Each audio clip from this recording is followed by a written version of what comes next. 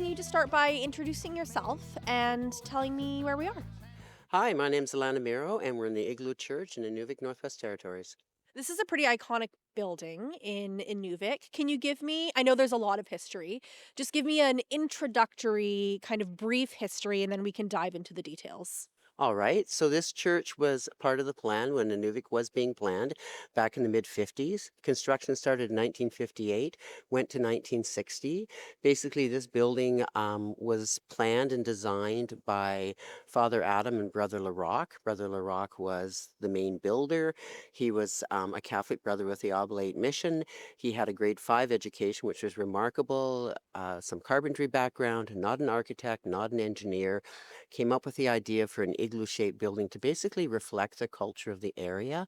And at the same time, he was looking for a way to build on the permafrost because it was very new to build on permafrost. Inuvik was Canada's first planned community Arctic. They were struggling with that. And he realized that pilings probably weren't the best way to go for a larger building. So he came up with this concept. And basically what he did was take this site, make a saucer-shaped depression of gravel underneath, then build like a concrete form underneath, and have a rim, a concrete rim that he set the building on. And the building is actually two domes. So a dome inside a dome, which gives you a lot of structural integrity. And the most amazing thing of this building is if the ground moves, the building basically floats with it. Yeah, so it's very structurally sound. You can look around, you can see we don't have any cracks. Nothing has ever been damaged. What he planned worked, although everybody thought it wouldn't work. It's really fascinating to hear that on so many levels because, of course, there has been so much movement with buildings with permafrost thaw. I want to get back really quickly, though, to the lack of architectural maybe background for the people who designed this. We were chatting just before we started about kind of how the planning of this building came about. And I just wonder if you can describe that for us. So a little bit of history here. When Inuvik was being laid out, and of course everything was done in Ottawa, they'd flown up the summer before, found the site, took pictures, went back and laid it out. And if you imagine that back in the mid 50s, you're doing that by hand on a drafting table. So the Catholic Church and Anglican Church were given equal sized lots on the main street. The Catholics are just here, the Anglicans are just down the street behind us. And I heard a rumor once that the engineer who laid it out must have been a Protestant because he gave the Anglican Church a way better lot. Theirs was flat. This one slopes slightly and has a stream that runs through it in the spring. And in the springtime, when the sun comes out, we have a lot of water just run rapidly. The snow melts very, very quickly. So that was one of the risks of this area. So part of the idea was to float the building. So if you have water running through, and by having this saucer-shaped depression underneath it, you basically divert the water away and your building is secure. I heard a quote once where somebody said they told the brother that by the grace of God, the building would never stand. It's probably the only building in town that's never shifted. And to think that he did it without any engineering training, no architect degree, basically his innate knowledge, he'd built all over the north, knew what he was doing. And Father Adam had been up here for a long time too at that time. So between the two of them, they basically went with what they thought would work with what did work. I know you do tours as well in the church for international groups. Tell me some of the groups that you've had through here and what their reactions to this building have been. So for years, I've been doing tours for the church. I've done it with international groups, visiting groups. Whoever comes through, basically give them a chance to take them to the church. My standing night is Friday night. I get to do tours of the church and then any other time. So I did have a group of foreign ambassadors through from the Middle East who were a little bit puzzled why we thought a dome was so remarkable because they've been building for thousands of years. Well, when I pointed out those were out of stone and this is completely out of wood, they were like, oh, okay. And then also the fact that we didn't have their knowledge of thousands of years. One of the best groups I ever took through here was the band Doug and the Slugs years ago. And it turned out when the band first unraveled and they went their separate ways, one of them became a shipbuilder. Two became shipbuilders, one became a teacher. Well, they were here to do a concert in town, came to do a tour of the church, and in those days we could take you up between the domes. And they were saying that the way the dome is built against the other dome is basically the way you would build the hull of a ship. Yeah, it was kind of interesting. And then Doug and the Slugs were late for the concert because they gave me my own concert of religious music here and totally ruined my impression of my favorite rock band. Right? So we've had groups from all over. You notice the acoustics in here are beautiful. You can hear anywhere in the church.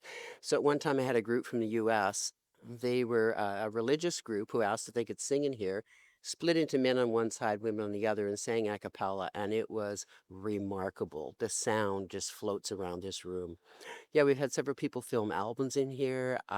We've had a lot of concerts in here. We've had people come in and sing in here just for the sound of it. The building is very much used in the community. The other little piece that people don't know is long before Little Mosque on the Prairie, this was used as the mosque. Yeah, yeah. So before our Muslim community brought in their own mosque in 2007, they would borrow this Catholic church, which is really quite cool. Yeah. What's your favorite thing about this building? What's your favorite feature? I think the fact that it truly does look like an igloo when you're inside. You know, you look at the walls, and everybody's always asking how'd they make those blocks because they do look like blocks. That's just raised plywood. So you got to think of the oblates. They didn't have a lot here. All of Inuvik was being built. Everything down to the last nail had to be brought in. Everything was brought along the river. There was no road yet until 1979. So building this town was very intensive. Building this church was incredibly intensive. And your building season was basically in the summer. So they used every scrap of material they could find. Some of the older men who worked in the church told me stories how after they were done on the government project during the day, they would come over here and work in the evening or the weekend. And sometimes some government supplies made their way over here because God thought they should, right?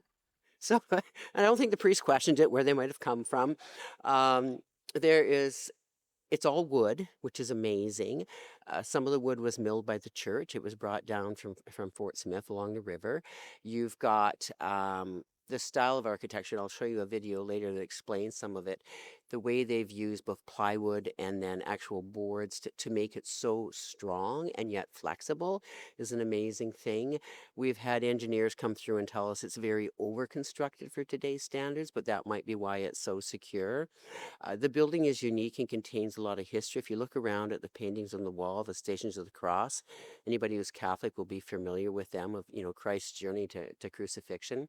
Those were painted by Mona Thrasher. You probably know as a New Elwood artist, and was a young woman in a clavic, and the priest went to her and asked her to paint them, and she painted them right on the wall. They couldn't afford any other way to do it, and lucky she did, of course, because she went on to become very collectible. So you can't take her pictures with you, but they're absolutely beautiful. And then the stained glass windows, they couldn't afford to bring in stained glass. So those are glass windows that are also painted on. When a priest came along and did that later. So just the innovation in using what was available upstairs in the cupola, because there's a walkway to go up and change the light in the cross, there's actually a spot where they used hockey sticks. Right? Got them left over. Let's throw those in as well. So every scrap you could find went into building a building that has really stood the test of time.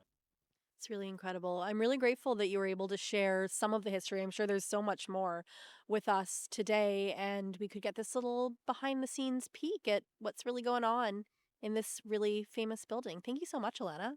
You're so welcome. I'm glad you guys are able to come to Inuvik. Sorry about the weather. It's a little bit cold right now, but thanks for being here and thanks for showing people around the church through CBC.